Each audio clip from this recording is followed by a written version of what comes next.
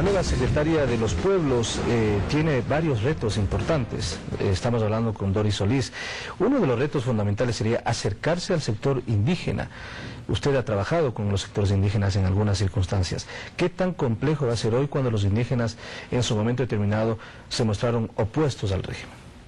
Bueno, uno de los temas fundamentales que ya la Secretaría de Pueblos, que tiene 2 años y medio de existencia, ha realizado, es levantar el diálogo social, la comunicación de los programas de gobierno, así como recetar las demandas de los sectores que tradicionalmente han sido menos favorecidos y que han sido excluidos, como los pueblos y nacionalidades indígenas. Pero ha tenido varios afros. tropiezos. Probablemente sí. Lo que hoy queremos es profundizar ese diálogo y hacer que ese diálogo más eficaz. Uno de los temas que detectamos como una necesidad de mejorar es, por ejemplo, una comunicación mayor en las lenguas indígenas. Ese es uno de los temas fundamentales, pero también una comunicación directa. Hemos tenido una experiencia muy importante hace un par de semanas en el gabinete en Gualaquiza, donde el presidente hizo un diálogo muy amplio con todos los sectores sociales, productivos de este cantón, y pudo explicar detenidamente cuál es nuestra propuesta sobre minería, cuál es nuestra propuesta sobre extracción de recursos no renovables, cómo va a servir, y las comunidades deben beneficiarse de ello, no como dádivas de las empresas privadas o como dádivas de un Estado paternalista y asistencialista, sino como derecho ciudadano. Entonces, justamente eso es lo que el ministro Pinto había manifestado, la necesidad de mantener el diálogo, pero también se firme en su momento determinado.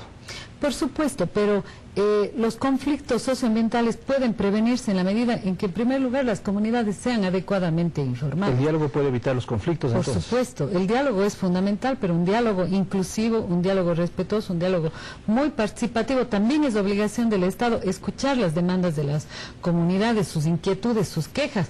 El presidente en eso ha sido muy claro. Nosotros somos los más interesados en la existencia de veedurías ciudadanas.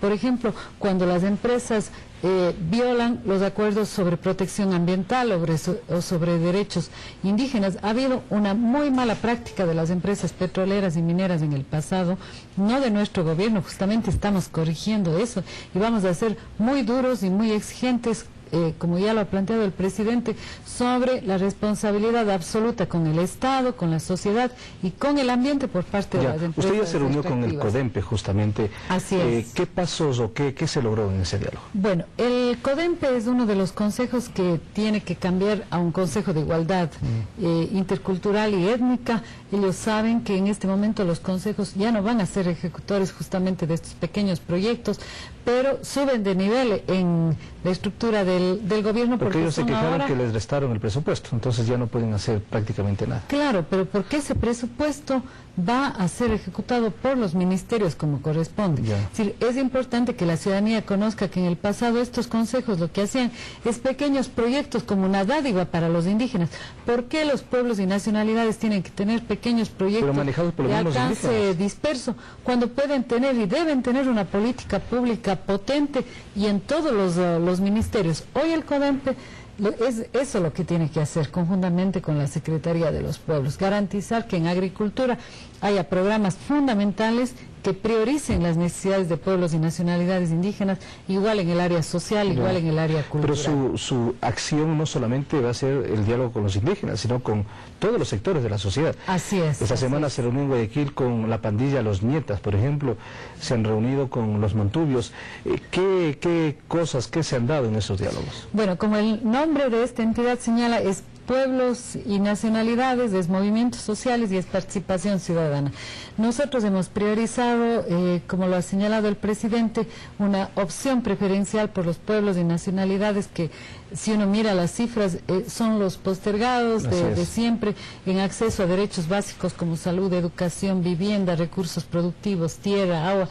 Entonces vamos a saldar esa deuda histórica y lo vamos a hacer con una acción seria que la Secretaría tiene que dinamizar con el CODEMPE. ¿Qué han dicho ellos, por ejemplo? ¿Qué dijeron los Nietas, los Montubios? En el caso de los Nietas fue una reunión muy interesante con el propio presidente, un almuerzo de trabajo.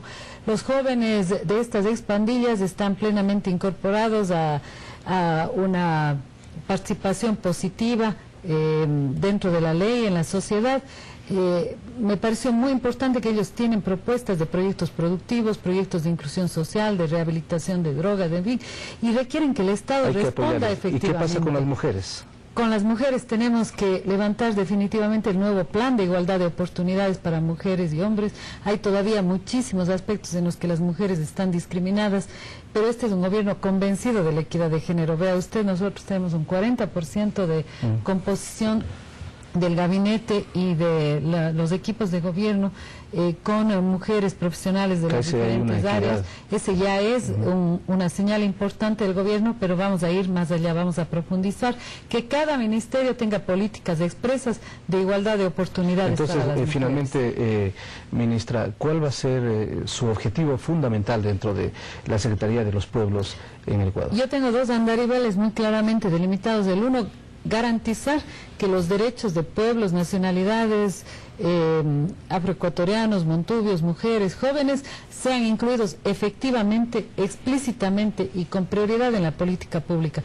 Y el otro andarivel es fomentar la participación y organización ciudadana, contribuir a la construcción de una nueva ciudadanía donde ecuatorianos y ecuatorianas tengamos todos los cauces de participación organizada, propositiva en la política pública, en las acciones del Estado. ¿Y el otro andarivel? El de las políticas específicas para los sectores anteriormente, digamos, y tradicionalmente discriminados. ¿Se siente cómoda en este ministerio? Bueno, me siento con un desafío lindísimo, estoy enterándome de muchas cosas, sí. Sí, yo soy una militante de la Revolución Ciudadana y me siento honrada de que el presidente me haya dado esta muy alta responsabilidad. Muy gentil por su presencia con nosotros aquí en el Ciudadano TV. De mi parte, gracias también por su atención y enseguida vamos al paso con Silvia con más información aquí en este programa El Ciudadano TV.